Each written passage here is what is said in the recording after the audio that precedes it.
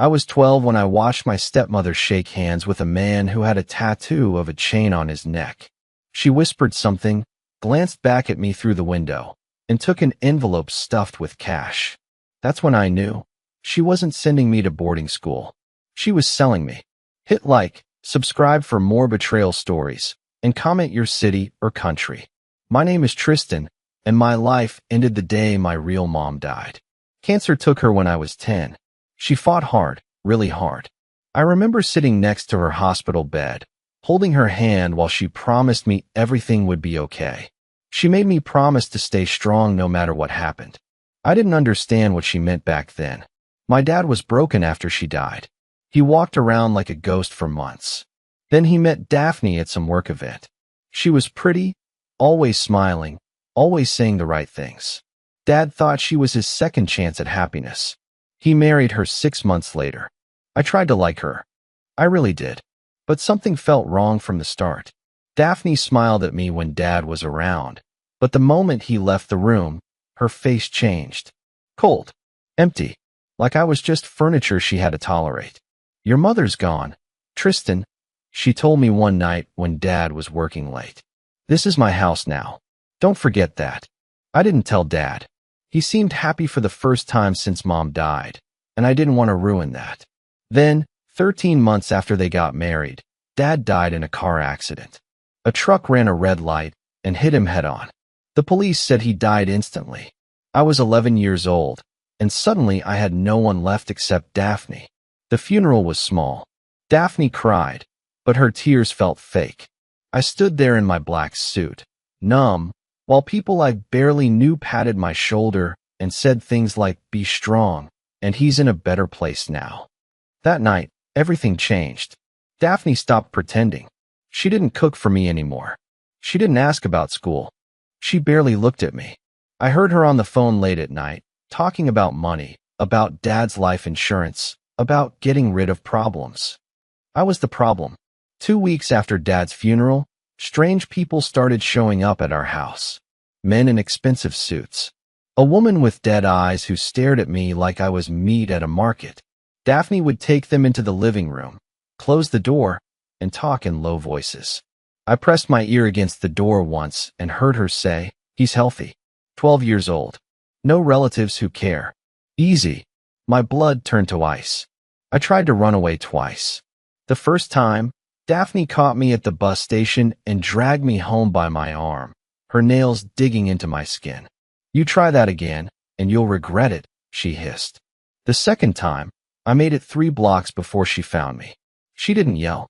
She just smiled that cold smile and said, "It doesn't matter where you go, Tristan. You're mine now." I stopped trying after that. I was scared. Alone. I didn't know who to trust or where to go. Then came the morning that destroyed everything. I woke up to the sound of Daphne packing a suitcase. My suitcase. She threw my clothes in without folding them, not caring if they wrinkled or tore. "Get dressed," she said without looking at me. "You're leaving today." "Leaving? Where am I going?" "A special boarding school. You'll get a better education there. Better than I can give you here." Her voice was flat, rehearsed. I knew she was lying. "I don't want to go." "You don't have a choice." An hour later, a black van pulled up outside. 2 men got out, big, scary-looking men with cold expressions. One had a tattoo of a chain wrapped around his neck. The other had scars across his knuckles. Daphne walked me outside. My heart was pounding so hard I thought it would explode. "Be good," she said, kissing my forehead. Her lips felt like ice. The man with the chain tattoo handed her an envelope. I saw the cash inside, thick stacks of $100 bills. She sold me. My own stepmother sold me like I was nothing. "Get in," the scarred man growled, grabbing my arm. "Wait. Daphne, please." She turned and walked back into the house without looking back. The door slammed shut. I tried to fight. I kicked, screamed, clawed at them. But they were too strong. They threw me into the back of the van. Inside, there were 3 other kids, 2 girls and a boy, all younger than me. They were crying, terrified. The door slammed shut. The engine roared to life.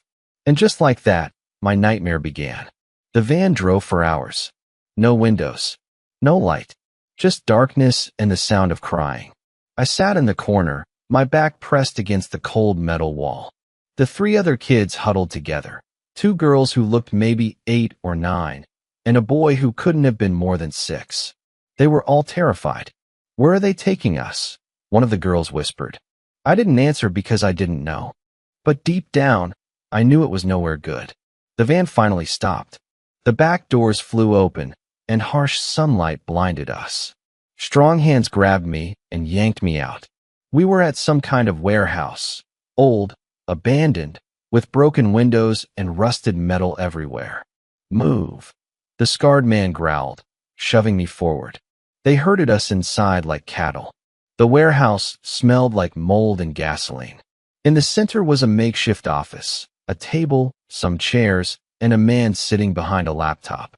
He looked up when we entered, his face hard and emotionless. "These the new ones?" he asked. "Yeah, for total." The woman said the older boy's clean. No family looking for him. The man stood and walked over to me. He grabbed my face roughly, turning my head left and right like he was inspecting merchandise. "Healthy. Good teeth. He'll sell quick." My stomach dropped. Sell. They were going to sell us. "Process them and get them downstairs," the man ordered. They took our phones. Not that I had mine anymore. They took our shoes. They took everything that could identify us.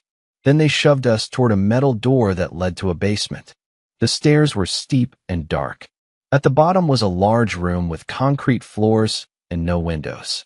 There were maybe 15 other kids down there, all sitting against the walls, all looking broken. "Stay quiet. Don't try anything stupid," the scarred man warned before slamming the door shut. I heard a heavy lock click into place. I stood there, frozen, trying to process what was happening. This couldn't be real. This couldn't be my life. First time, I turned. A girl about my age sat in the corner. She had brown hair, tired eyes, and bruises on her arms. "What?" I managed to say. "First time being taken. I can tell by your face. You still think someone's coming to save you. Aren't they?" She laughed bitterly. "No one's coming, kid. The sooner you accept that, the easier it gets." I sat down next to her, my legs shaking. "How long have you been here?" 3 weeks. Maybe 4. I lost count. What are they going to do with us?" She looked at me with those dead, tired eyes. "Sell us. To whoever pays the most. Some kids get sold to people who want workers. Some get sold to worse people. You don't want to know the details." My throat tightened. There has to be a way out. There isn't. They watch us all the time. Try to run, and they beat you. Try to fight, and they beat you worse. A boy tried to escape last week through the air vent. They caught him, and she stopped, her face going pale. "Just don't try it." "What's your name?" I asked. "Clara. I'm Tristan." She nodded slowly. "Nice to meet you, Tristan. Welcome to hell."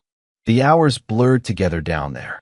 They fed us once a day, stale bread and water. The bathroom was a bucket in the corner. Some kids cried constantly. Others sat in silence, staring at nothing. I couldn't accept it. I refused to accept it. My mom told me to stay strong, and I wasn't going to give up. On the 3rd day, I noticed something. There was a small window near the ceiling, too high to reach, but it was cracked. If I could get up there, maybe I could break it open. I whispered my plan to Clara. "That's suicide," she said. "So is staying here." She stared at me for a long moment. Then something flickered in her eyes, something I hadn't seen before. "Hope." "Okay," she whispered. "I'll help you." We waited until night, when the guards changed shifts. That's when they were least attentive. Clara and I stacked some old wooden crates beneath the window. I climbed up first, my hands shaking. The window was stuck. Painted shut, maybe. I pushed harder, using all my strength. It cracked open. "Hurry," Clara hissed from below. I squeezed through the narrow opening, cutting my arms on the broken glass. I didn't care. I pulled myself up and out, collapsing onto the dirt outside. Freedom. I could run. I could. A hand grabbed my ankle and yanked me backward.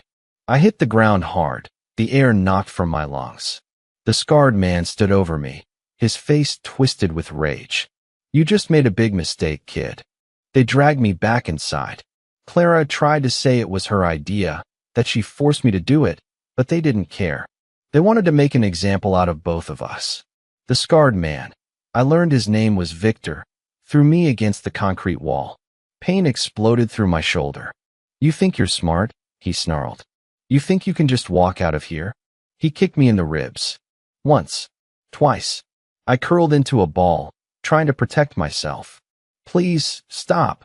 This is what happens when you try to run," Victor shouted loud enough for all the other kids to hear. "Remember this."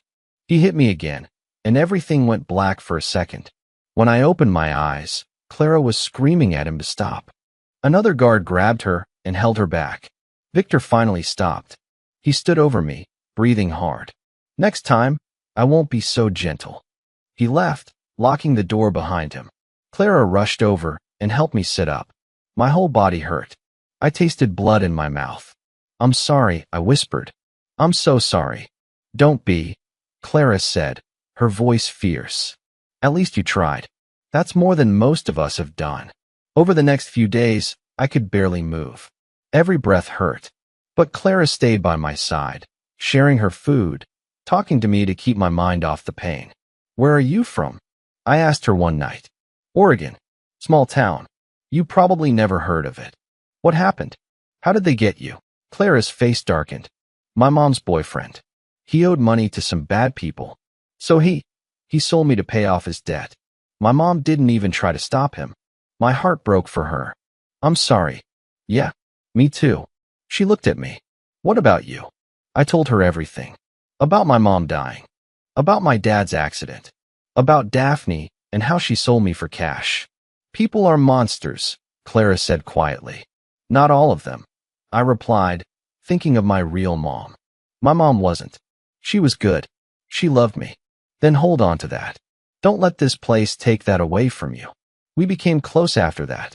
In that dark, horrible basement, Clara became the only friend I had. We whispered plans late at night.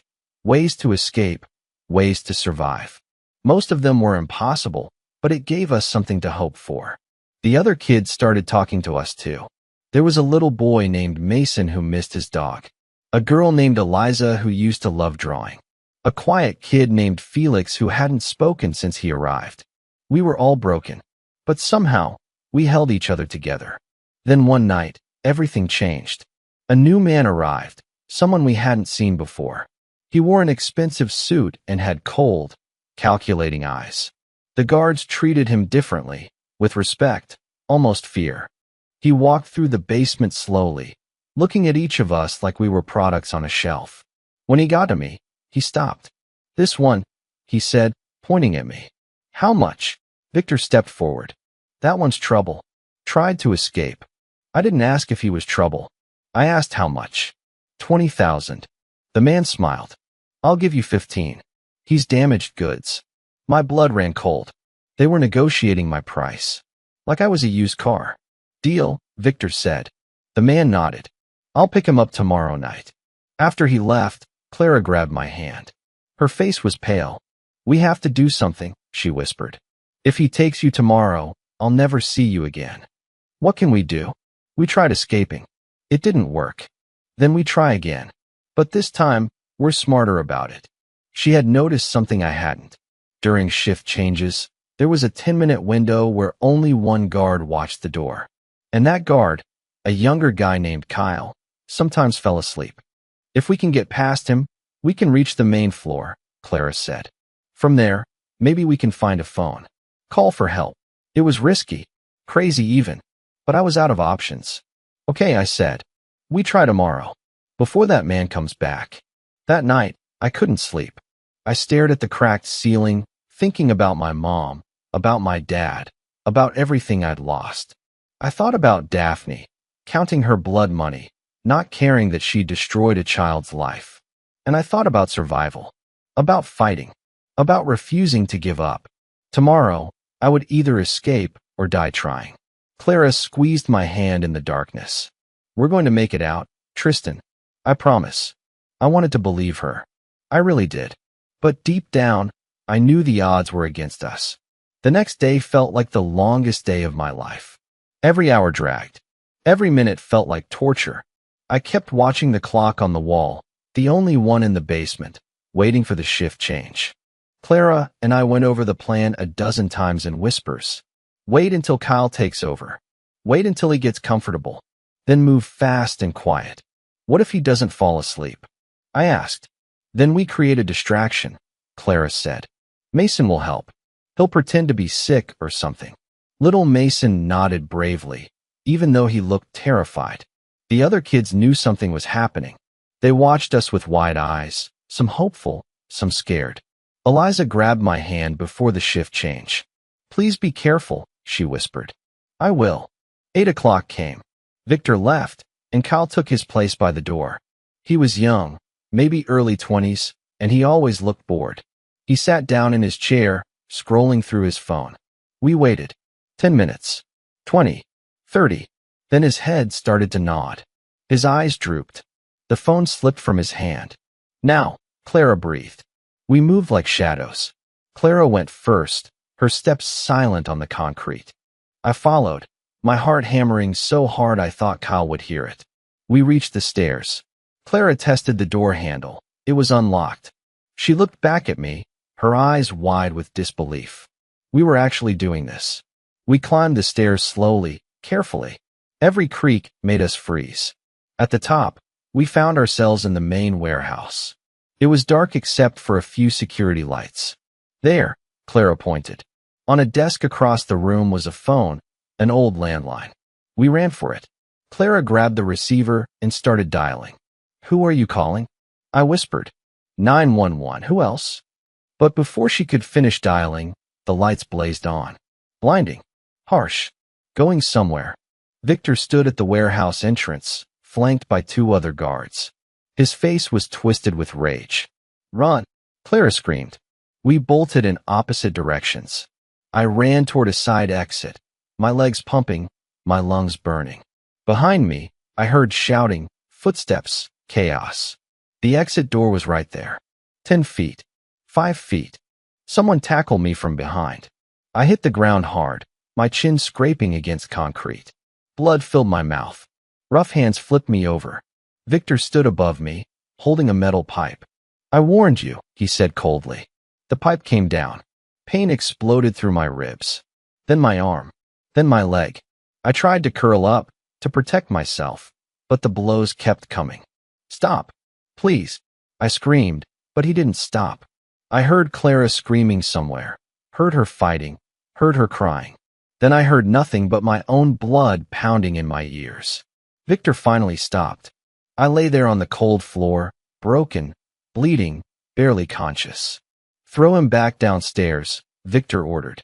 And make sure everyone sees what happens to runners. They dragged me down the stairs. My body left a trail of blood. The other kids gasped when they saw me. Some started crying. They threw me in the corner like garbage. I couldn't move. Couldn't breathe without pain shooting through my chest. Clara crawled over to me. Her face was bruised, her lips split. They'd hurt her too. I'm sorry, she sobbed. I'm so sorry, Tristan. Not your fault, I managed to whisper. Mason brought me water in a dirty cup. Eliza tore strips from her shirt to wrap my bleeding arm. Felix, the quiet boy who never spoke, sat next to me and held my hand. These kids, these broken kids, tried to help me even though they had nothing. Hours passed. The pain didn't get better. I started drifting in and out of consciousness. I had a fever. Infection, probably. Stay with me, Clara kept saying. Don't close your eyes. Stay awake. But it was so hard. Everything hurt. My body wanted to shut down. I thought about my mom again. About her promise that everything would be okay. About her telling me to stay strong. I tried, Mom, I whispered. I really tried. Shoo. Don't talk like that, Clara said, tears streaming down her face. You're going to make it. Someone will find us. Someone has to.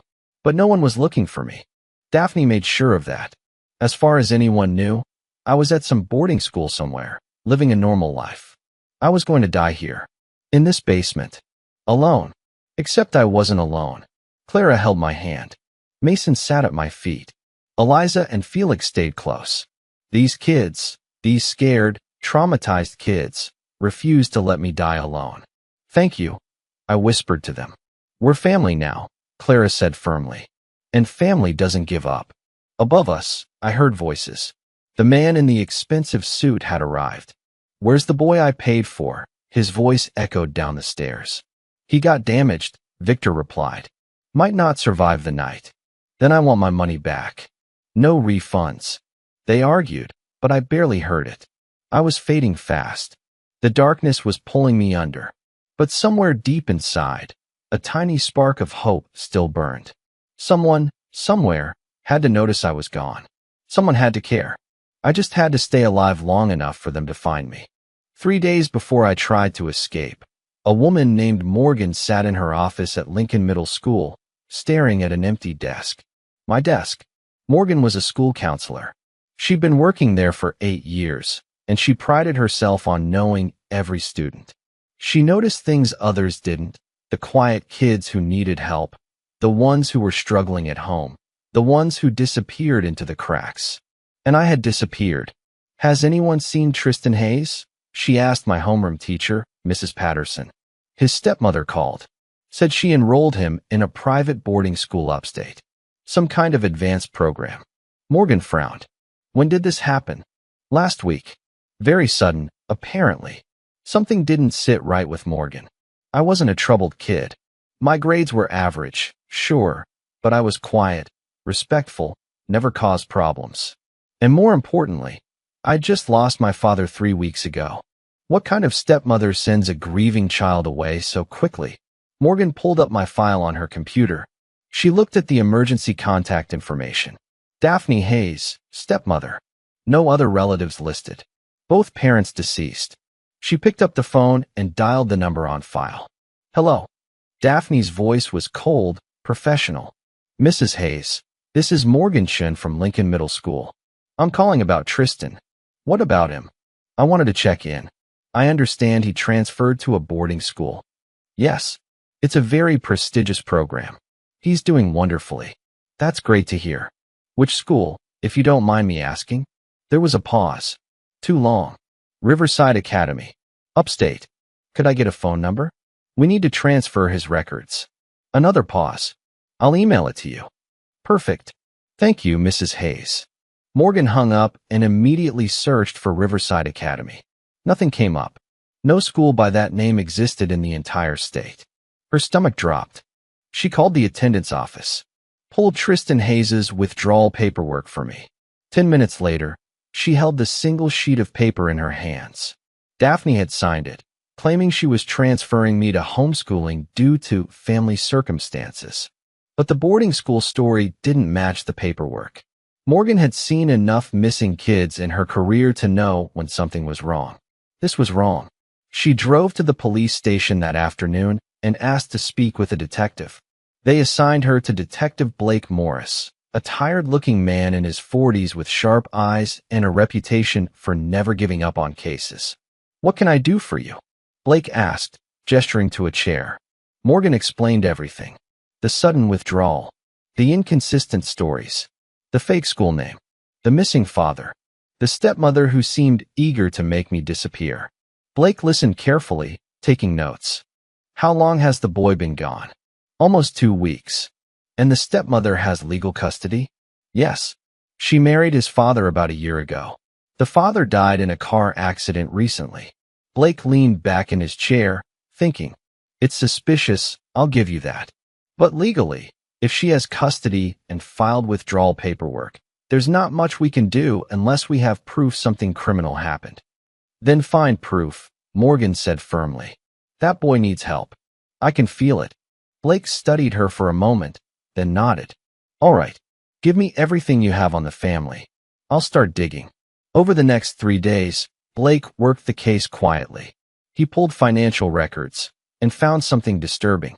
2 weeks ago, Daphne Hayes deposited $15,000 in cash into her bank account. The deposit slip said private sale. He pulled her phone records. Multiple calls to burner phones. Calls to numbers linked to known criminal networks. He ran background checks on her associates. One name kept appearing, Julian Hayes, my father's brother. And Julian had a record. Fraud. Embezzlement. And he'd been investigated twice for connections to organized crime, though never charged. Blake called Morgan. I think you're right. Something's very wrong here. But I need more before I can get a warrant. What do you need? Proof that the boy is in danger. A witness. Anything concrete. Morgan spent the next day calling everyone who knew our family. Neighbors.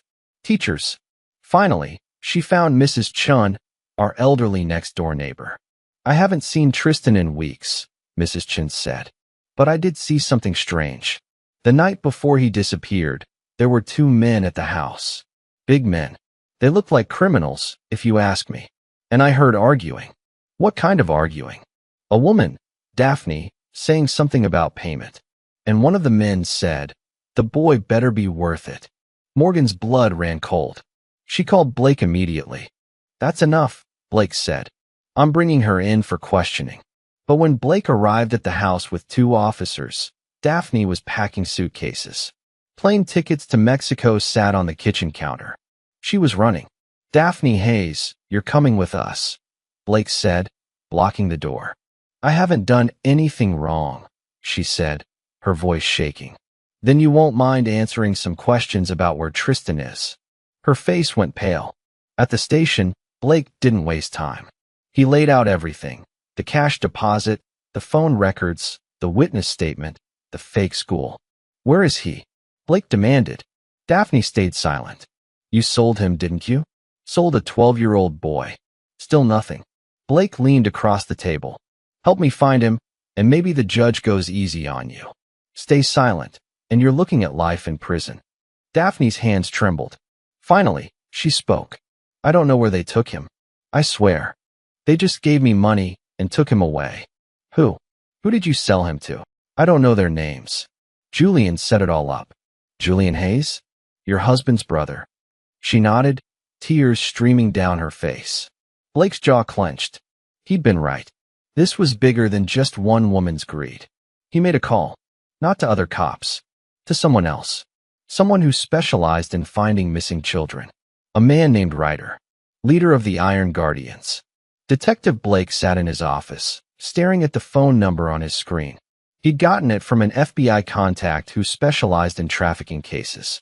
The number belonged to a man named Ryder Knox, president of a motorcycle club called the Iron Guardians. Blake had heard stories about them. 99 bikers who rode across the country rescuing trafficked children. Some cops thought they were vigilantes. Others thought they were heroes. Blake didn't care what they were as long as they could help find me. He dialed the number. "Yeah." A deep voice answered. "Is this Ryder Knox?" "Who's asking?" "Detective Blake Morris, Central City PD. I need your help with a missing child case. 12-year-old boy sold by his stepmother to traffickers. Trail's gone cold, and I'm running out of time." There was a pause. Then Ryder's voice changed, became focused, intense. "Tell me everything." Blake explained the whole situation. Daphne's arrest. Julian Hayes' involvement. The trafficking network. The fact that I'd been missing for over 2 weeks with no leads on my location. "Julian Hayes," Ryder repeated. "I know that name. He's connected to a trafficker named Victor Crane. Operates out of warehouses in the industrial district. We've been tracking him for months." Blake's pulse quickened. "You know where this Victor operates. We have 3 possible locations. But we need to move fast. If the boy's been there 2 weeks, he's either already been sold or he's about to be. When can you get here?" "We're 6 hours out. I'll make some calls. We'll be there by midnight." Blake hung up and immediately called Morgan. "I think we found him. Or at least we're close." That night, Blake stood in an empty parking lot on the edge of town. At 11:45, he heard it, the rumble of motorcycle engines. Dozens of them. The Iron Guardians arrived like thunder. 99 bikers on Harleys and choppers, their leather vests bearing a patch of a shield with a child's handprint in the center. They pulled in formation, engines roaring, headlights cutting through the darkness. Ryder climbed off his bike. He was tall, maybe 6'4", with a graying beard and eyes that had seen too much pain. Behind him stood his second-in-command, A woman named Paige with short blonde hair and scars on her knuckles. Detective Morris? Ryder extended his hand. Blake shook it. Thank you for coming. We don't thank us yet. Let's find the boy first. Ryder turned to his crew. Listen up. We've got 3 warehouses to check. Victor Crane's operation. We split into 3 teams. No heroics. We locate, we confirm, we call it in. If we find kids, we extract them safely. Everyone clear. Clear. 99 voices shouted in unison. Blake had brought 4 officers with him. It wasn't enough for a proper raid, but with the bikers, they had numbers and experience. Ryder pulled out a map and marked the 3 locations. Team 1 takes the north warehouse. Team 2 takes east. My team takes south. That's where I think he is. Victor likes basements. Out of sight, soundproof. They moved out. Ryder's team, 30 bikers plus Blake and 2 officers, rode to the southern warehouse. They killed their engines a block away and approached on foot. The warehouse looked abandoned. Broken windows. Rusted doors. But there were fresh tire tracks in the dirt outside. Someone's here, Paige whispered. Ryder signaled to his team. They surrounded the building silently, like ghosts. Blake was impressed. These weren't just bikers. They were trained, organized, professional. One of the bikers, a tech specialist named Quinn, pulled out a thermal scanner. He aimed it at the building and studied the screen. I've got heat signatures. Main floor, 3 bodies. Basement level, multiple smaller signatures. Could be kids. Blake's heart pounded. That's them. Ryder's jaw clenched. All right, here's the play. We breach quietly. Paige's team secures the main floor. My team goes for the basement. Detective, you stay back with your officers until we clear it. I don't want you getting hurt on my watch. This is my case, and these are traffickers who won't hesitate to kill a cop. Let us handle the dangerous part. You handle the arrests after. Blake wanted to argue, but Ryder was right. These bikers did this for a living. They moved in. The door wasn't locked. Victor's crew was getting sloppy, confident. That would be their downfall. Ryder entered first, silent as death. His team fanned out behind him. On the main floor, 2 guards sat at a table playing cards. They didn't even look up until it was too late. The bikers were on them in seconds. No shots fired. Just quick, efficient takedowns. The guards were zip-tied and gagged before they could scream. Basement, Ryder pointed. They found the metal door. It was locked from the outside. Ryder signaled to a biker named Grant, who pulled out a crowbar. One hard pull, and the lock snapped. The door swung open. The smell hit them first. Sweat, fear, human waste. Then they heard it. Quiet crying, whispered voices. Ryder descended the stairs, his flashlight cutting through the darkness. When he reached the bottom and swept his light across the room, his breath caught. 15 children, huddled against the walls. Dirty, scared, broken. And in the corner, barely conscious, covered in blood and bruises, was me. Ryder's voice cracked. We found them. Clara saw them first. Shadows moving at the top of the stairs. Big shadows. Adult shadows. She grabbed my hand, terrified they were coming to take more kids away.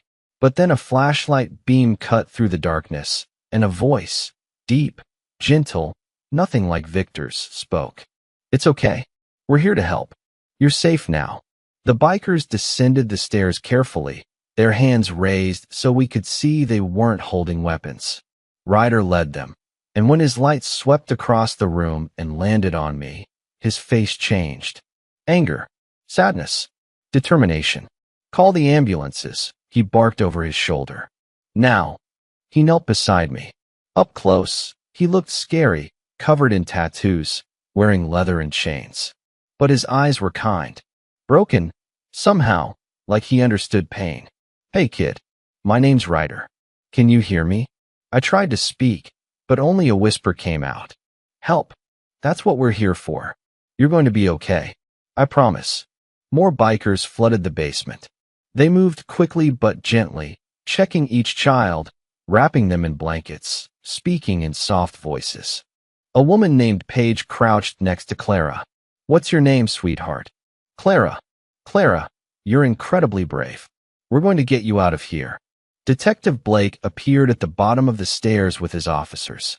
When he saw us, 15 broken children, his face went pale. This is a crime scene, he said quietly. But these kids need medical attention first. We document after. Paramedics rushed in minutes later. They loaded me onto a stretcher. Every movement sent pain shooting through my body, but I didn't care. We were being rescued. It was really happening. Where's Victor? I heard Blake ask. Gone, one of the bikers replied. Must have slipped out when we breached. But we got the 2 guards. They're talking. As they carried me up the stairs, I saw the main floor for the first time in weeks. The 2 guards sat zip-tied in the corner, terrified. The Iron Guardians surrounded them like a wall of leather and muscle. Outside, the night air hit my face. Cool. Fresh. Free. 99 motorcycles surrounded the warehouse, a protective barrier. More bikers stood guard, making sure no one escaped. In the distance, police sirens wailed. Backup was coming. They loaded me into an ambulance. Clara climbed in beside me, refusing to let go of my hand. Stay with me, she whispered. Please don't die. I won't. I promised, though I wasn't sure I could keep it. The ambulance doors closed. We sped through the city, sirens blaring. The paramedic worked on me frantically, checking my vitals, starting in 4, calling ahead to the hospital. Severe trauma. Multiple fractures. Signs of infection. He's critical. At the hospital, chaos erupted. Doctors and nurses swarmed. They wheeled me into the emergency room, and that's when everything became a blur. Bright lights. Urgent voices. Someone cutting my clothes off. Pain. So much pain. BP dropping. Get him to surgery now. Kid, stay with us. Stay awake. But I couldn't. The darkness pulled me under, and I let it take me. When I woke up, I was in a hospital room. Machines beeped around me. Tubes connected to my arms. My body felt heavy, distant. A nurse noticed I was awake. Hey there, sweetheart. Welcome back. You gave us quite a scare. Where am I? St. Mary's Hospital. You've been here for 2 days. You had surgery to repair some internal injuries. But you're going to be okay. Tears streamed down my face. I was alive. I was safe. Your friends are outside, the nurse said gently. Do you want to see them? I nodded. She opened the door, and Clara rushed in. She looked cleaner, healthier. They'd taken care of her too. She threw her arms around me carefully, sobbing. You made it. You actually made it. Behind her stood Detective Blake and Ryder. Blake stepped forward, his expression serious but kind. Tristan, I'm Detective Blake Morris. I've been looking for you. I'm sorry it took so long. You found me, I whispered. That's what matters. Ryder approached next. How you feeling, kid?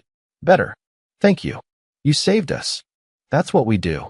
He pulled up a chair and sat down. Listen, Tristan. We arrested your stepmother. She's in jail. She's never going to hurt you again. Relief washed over me. Daphne was gone. She couldn't sell me again. There's something else, Blake said carefully. We discovered your uncle, Julian Hayes, was behind the trafficking operation. He manipulated Daphne into selling you so he could collect on a life insurance policy your father had. He's been arrested too. My uncle. My own family. The betrayal cut deeper than any beating Victor gave me. Why? I asked, my voice breaking. Why would he do that? Money, Blake said simply. Greed. Some people have no souls. Outside my hospital room, I heard a commotion. Voices. Footsteps. When I looked through the window, my breath caught.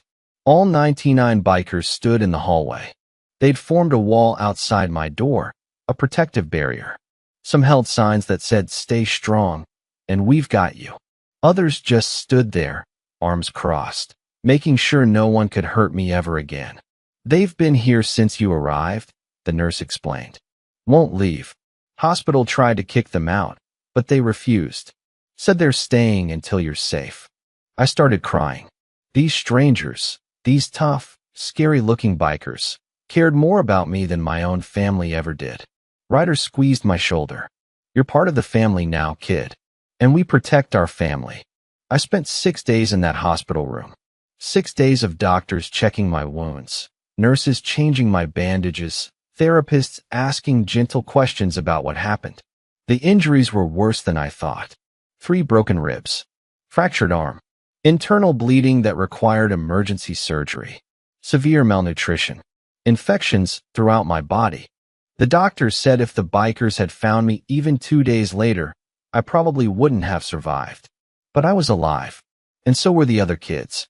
Clara stayed in the room next to mine. We visited each other every day, walking slowly through the hallways with our IVs attached to rolling poles. The other rescued children were scattered throughout the pediatric wing. Mason, Eliza, Felix, and 11 others. The hospital staff treated us like we were made of glass, speaking softly, moving carefully around us. The Iron Guardians never left. True to their word, all 99 bikers took shifts standing guard outside our rooms 24 hours a day. The hospital administration tried to enforce visiting hours, but Ryder simply crossed his arms and said, "We're not visitors. We're family." They backed down. On the 3rd day, Detective Blake came to my room with news. He pulled up a chair and sat down heavily, like he was carrying the weight of the world. "Tristan, we caught Victor Crane. He tried to flee to Mexico, but Border Patrol grabbed him at the crossing. He's in custody now." Relief flooded through me. "What about the others? The other traffickers?" "We arrested 8 members of the operation. Thanks to the evidence we found in that warehouse and testimony from the guards, we've dismantled the entire network." Julian was the mastermind behind everything. He recruited the traffickers, set up the deals, and collected most of the profits. Daphne was just a pawn he manipulated. "She still sold me," I said bitterly. "She did, and she'll pay for it." Blake leaned forward. "I want you to know something, Tristan. You're incredibly brave. What you survived, most adults couldn't handle it. But you fought. You tried to escape. You protected the other kids. That takes real courage." I didn't feel brave. I felt broken. "What happens now?" I asked. "You heal. You get stronger. And when you're ready, we'll need you to testify at the trial. Your testimony could put these people away for life." The thought terrified me, but I nodded. "I'll do it. For Clara. For Mason and Eliza and Felix. For all of us." On the 5th day, something incredible happened. A social worker named Morgan came to visit, the same counselor from my school who first noticed I was missing. She sat at the edge of my bed, tears streaming down her face. "I'm so sorry," she whispered. "I should have found you sooner." "You saved me," I said. "If you hadn't called Detective Blake, no one would have looked for me." Daphne made sure of that. Morgan reached out and squeezed my hand. "You're not going back to that house, Tristan. Child Services has removed you from Daphne's custody. You'll be placed in a safe home until we figure out permanent placement." "What about Clara and the others?" "They're working on reuniting the kids with family when possible. For those who can't go home, like Clara, whose mother failed to protect her, they'll find safe placements too." That night, I couldn't sleep. The idea of foster care terrified me. I'd heard stories, bad homes, neglectful families, kids who got shuffled around for years. I'd already lost everyone I loved. I couldn't handle being tossed around like I didn't matter. Around midnight, I heard voices outside my door. Ryder and Paige were talking to someone, a lawyer, maybe, or a social worker. Their voices were low but intense. "We want to start the process," Ryder said. "It's a long process," a woman's voice replied. "Background checks, home studies, court approvals. It could take months." "We don't care how long it takes," Paige said firmly. "That boy needs a family. We can give him one." My heart stopped. Were they talking about me? The next morning, Ryder and Paige came into my room together. They looked nervous, which was strange. These were people who'd faced down traffickers without flinching. "Tristan, can we talk to you about something?" Ryder asked. "Sure." They sat down, and Paige took a deep breath. "We lost our daughter 7 years ago. Her name was Lily. She was 10 when traffickers took her from a mall parking lot. By the time we found her, it was too late." Tears filled Paige's eyes. Ryder put his arm around her. "That's why we started the Iron Guardians," Ryder continued. to save other kids, to make sure what happened to Lily doesn't happen to anyone else. And when we found you in that basement, so broken and brave, it reminded us of her. We know you've been through hell, Paige said. We know you've lost everything. But if you'll let us, we'd like to give you a home. A real home. We want to adopt you, Tristan. I stared at them, unable to speak. Adopt me? These strangers who'd risked their lives to save me wanted to be my family? You don't have to decide now, Ryder said quickly. Take your time. Think about it. We just wanted you to know you have options. You're not alone.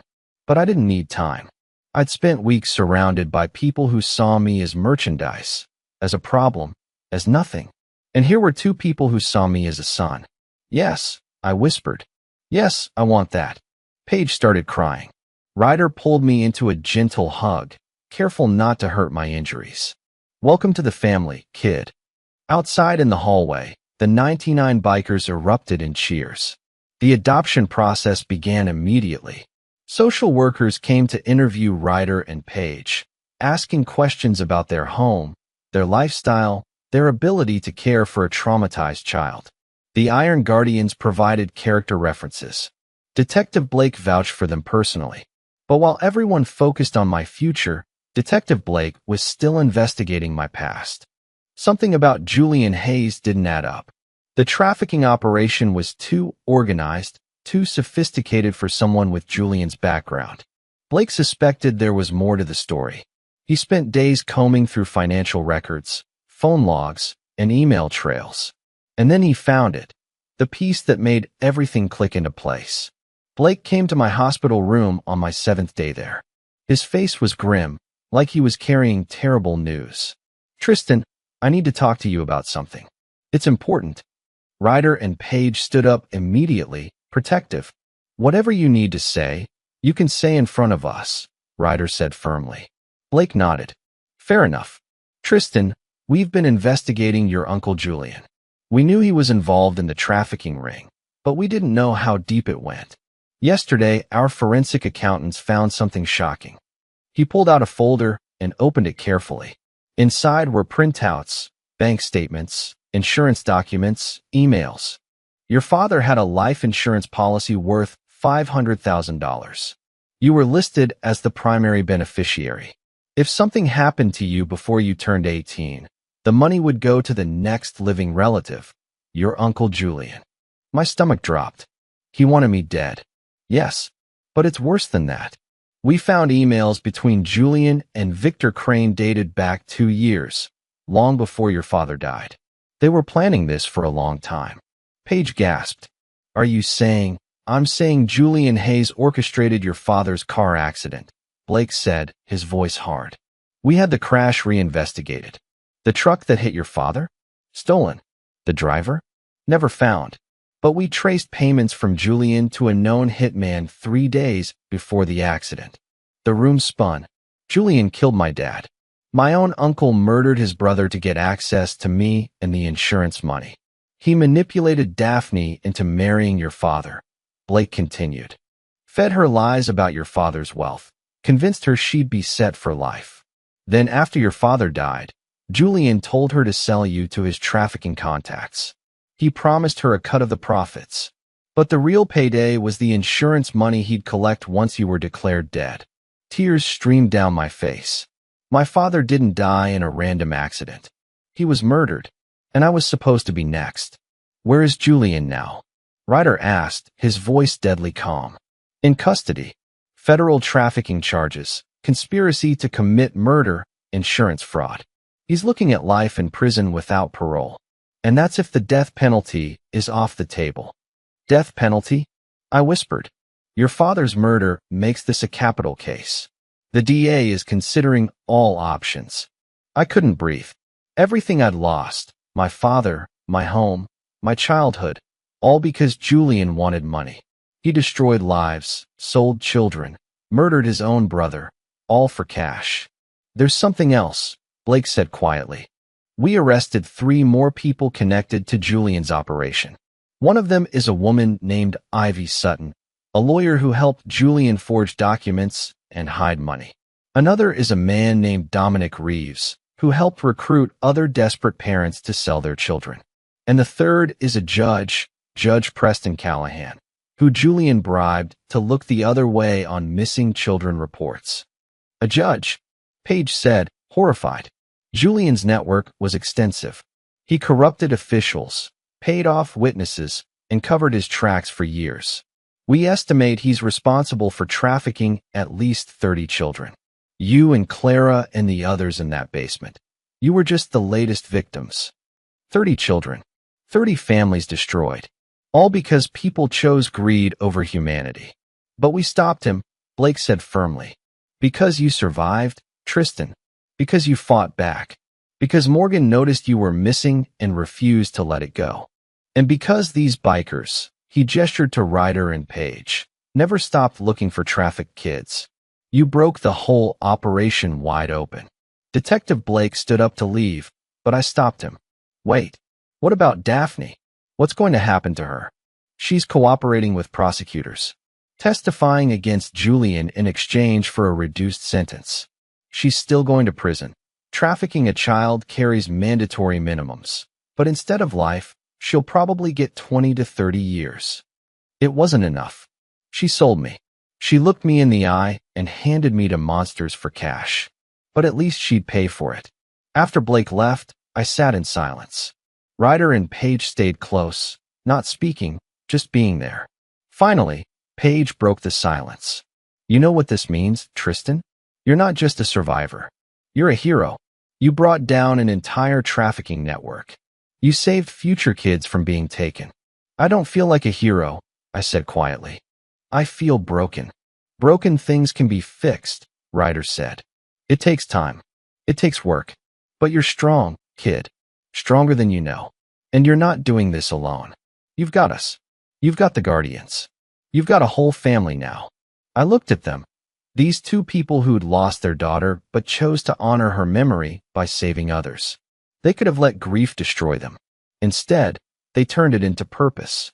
Thank you, I whispered, for everything. Paige hugged me gently. You never have to thank us, Tristan. You're our son now. That's what family does. 3 months passed before the trial began. 3 months of physical therapy, counseling sessions, and learning to be part of a real family again. Ryder and Paige's home was nothing like I expected. It wasn't fancy or perfect.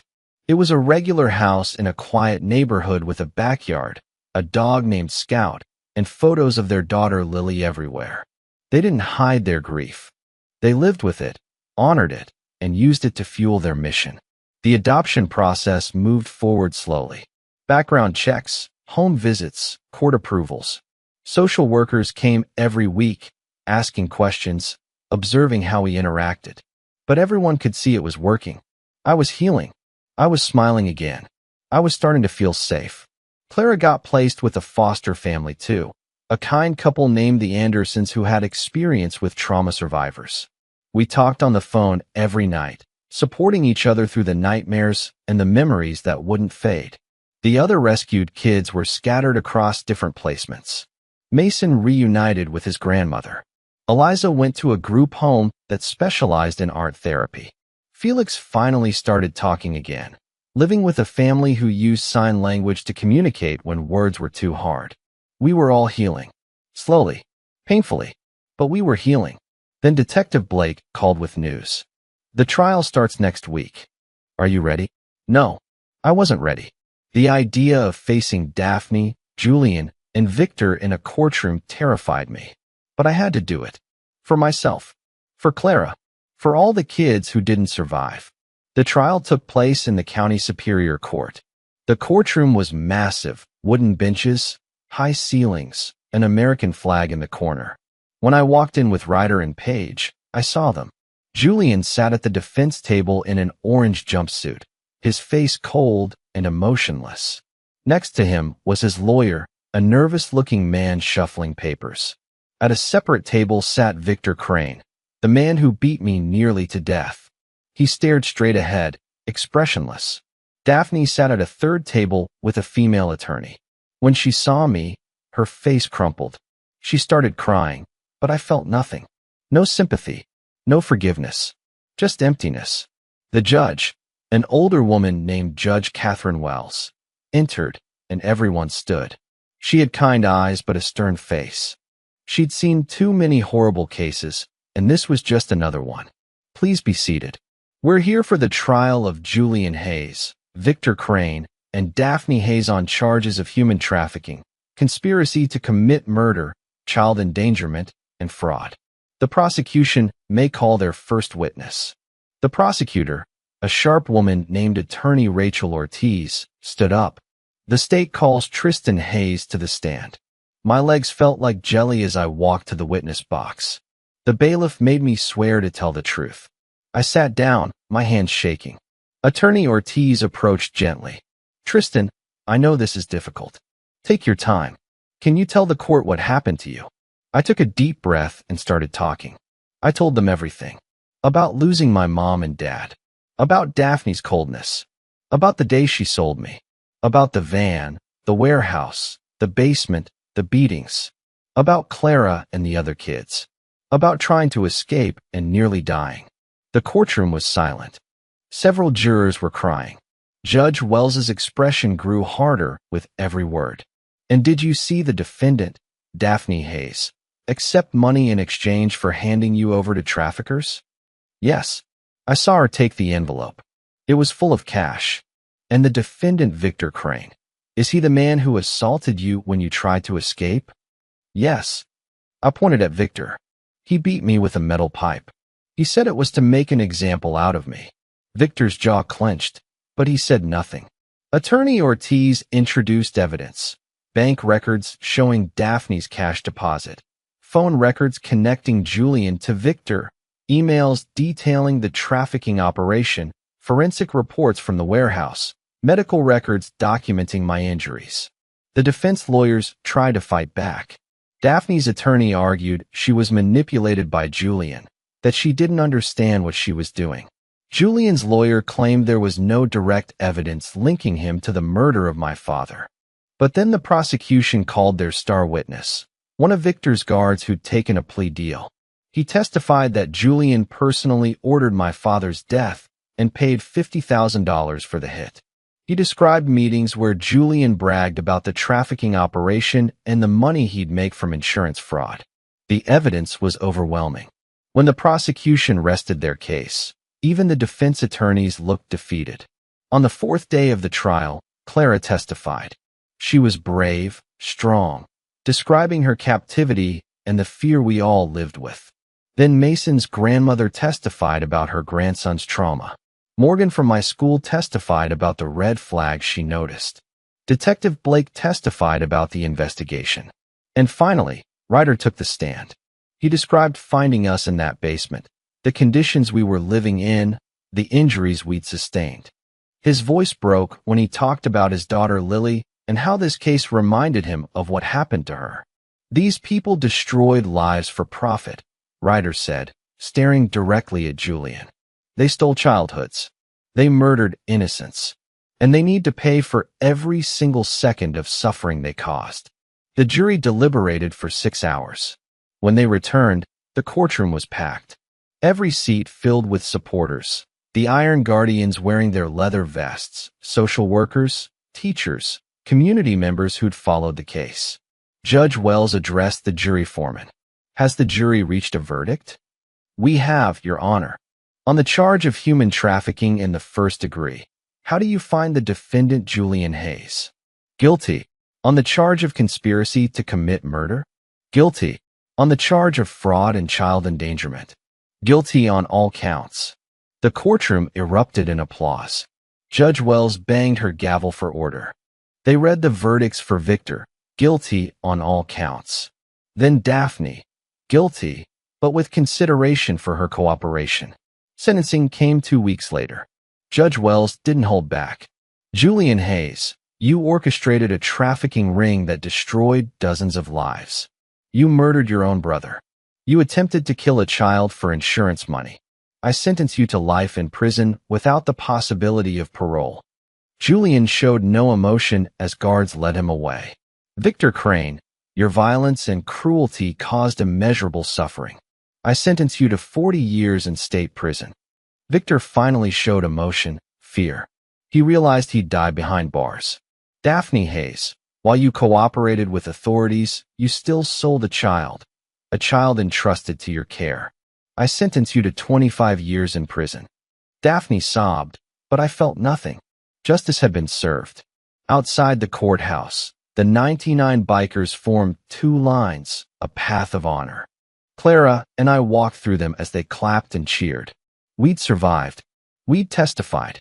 We'd won. Ryder hugged me tight. I'm proud of you, son. Son. The word made me cry. I finally had a father again. 6 months after the trial, the adoption was finalized. I stood in a small courtroom, nothing like the one where Julian and Daphne were sentenced. This one was brighter, warmer, filled with people who loved me. The Iron Guardians packed the benches, all 99 of them wearing their best clothes instead of leather vests. Clara sat in the front row with her foster parents, grinning at me. Detective Blake was there. Morgan from my school. Even some of the other rescued kids and their families came to support me. Judge Catherine Wells, the same judge who'd sentenced my abusers, smiled down at me from the bench. Tristan Hayes, today marks a new chapter in your life. Today, you officially become Tristan Knox, son of Ryder and Paige Knox. How does that feel? I looked at Ryder and Paige standing beside me. Paige had tears streaming down her face. Ryder squeezed my shoulder, his eyes red but proud. It feels like coming home, I said, my voice shaking with emotion. Judge Wells signed the papers. Then it is my honor to declare this adoption final. Congratulations to the Knox family. The courtroom erupted in applause. The bikers stood and cheered. Clara jumped up, clapping wildly. Ryder pulled me into a tight hug while Paige wrapped her arms around both of us. Welcome home, son, Ryder whispered. Welcome home. Life changed after that. I moved into my new room, painted blue at my request, with posters of motorcycles on the walls and photos of me, with my new family on the desk. Paige enrolled me in a new school where nobody knew my past. I could just be a normal kid again. But I wasn't normal. Not really. The nightmares still came. Sometimes I'd wake up screaming, thinking I was back in that basement. But Ryder and Paige never got frustrated. They'd sit with me until I calmed down, reminding me I was safe, that I was loved. Therapy helped too. I saw Dr. Natalie Brooks twice a week. She specialized in trauma survivors, and she taught me tools to cope, breathing exercises, grounding techniques, ways to process the memories without letting them destroy me. Clara and I stayed close. We video chatted every week, sharing our progress, our struggles, our victories.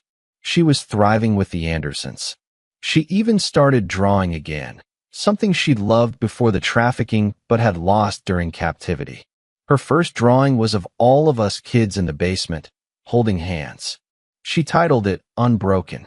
The other rescued children were healing too. Mason got a therapy dog and finally stopped having panic attacks. Eliza created an art show displaying her trauma recovery journey.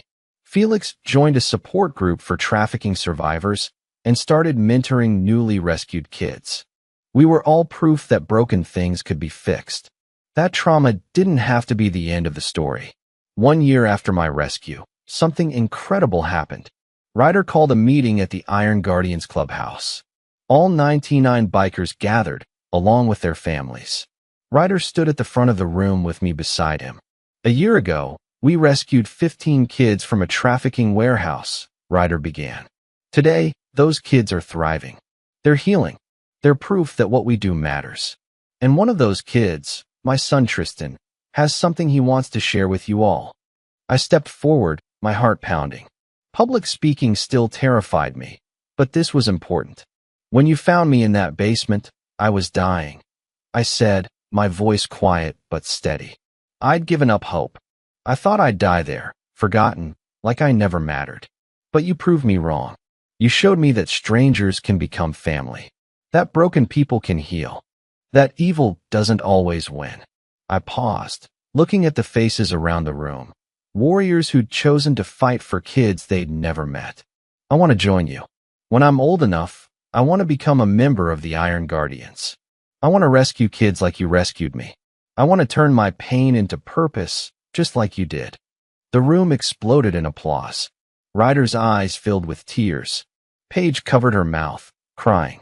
"You already are one of us, kid," a biker named Grant shouted. "You've been family since day one." That night, they gave me an honorary vest, a smaller version of theirs with the shield patch and my name stitched on the back. Tristan Knox, future guardian. I wore it with pride. Years passed. I graduated high school with honors. I got into college, studying criminal justice and psychology. But I never forgot where I came from. Every summer, I volunteered with trafficking survivor organizations. I spoke at schools about awareness and prevention. I helped law enforcement train officers to recognize signs of trafficking. And when I turned 21, I officially joined the Iron Guardians. I got my motorcycle license, bought my first bike, a black Harley that Ryder helped me rebuild from scratch, and rode alongside the same people who'd saved my life. We rescued hundreds of kids over the years. Each rescue reminded me of that night in the basement when Hope walked through the door wearing leather and carrying flashlights. Each child we saved was another life snatched back from darkness. Clara joined us too. She became a trauma counselor, specializing in trafficking survivors. Together, we created a program that paired rescued kids with survivor mentors who understood what they were going through. We called it Lily's Legacy, in honor of Ryder and Paige's daughter. The program grew. We partnered with law enforcement, social services, and advocacy groups across the country. We trained first responders. We lobbied for stronger trafficking laws. We fought to make sure what happened to us would happen to fewer and fewer kids every year. And it worked. Trafficking arrests increased. Rescue operations became more coordinated. Survivors got better support services. We were making a real difference. Now, when I visit schools to speak, I tell students my story. I tell them about the darkness I survived and the light I found on the other side. I tell them about the family I lost and the family I gained. I tell them that trauma doesn't define you. How you respond to it does. You can let pain destroy you, I always say, or you can transform it into power. You can stay broken, or you can rebuild yourself into something stronger. The choice is yours. After one of those talks, a young girl approached me. She was maybe 13, with scared eyes and bruises on her arms that looked too familiar. "Can I talk to you?" she whispered. Of course. She told me about her stepfather, about things he was doing, about how scared she was. I called Detective Blake, now retired but still my mentor. Within hours, that girl was safe, and her stepfather was in custody. Another child saved. Another life changed. That's what the 99 bikers taught me. That one person can make a difference. That choosing to care, to fight, to protect, to love, can change the world. I'm 32 years old now. Ryder and Paige are getting older, but they still lead the Iron Guardians with the same fierce dedication they had when they found me. Clara runs 3 survivor support centers. The other kids from that basement are doctors, teachers, social workers, parents, living proof that trafficking doesn't have to be a death sentence. We survived. We healed. We thrived. And we made sure our suffering wasn't wasted. Every year on the anniversary of my rescue, the 99 bikers and I ride to that warehouse, now demolished and turned into a community center for at-risk youth. We stand where the basement used to be, and we remember. We remember the kids who didn't make it. We remember the fight. We remember why we do this work. And then we ride. 99 motorcycles strong, roaring down the highway, heading to our next mission. Because somewhere out there, a child is waiting in the darkness, hoping someone will come. And we will. We always do. That's what family does.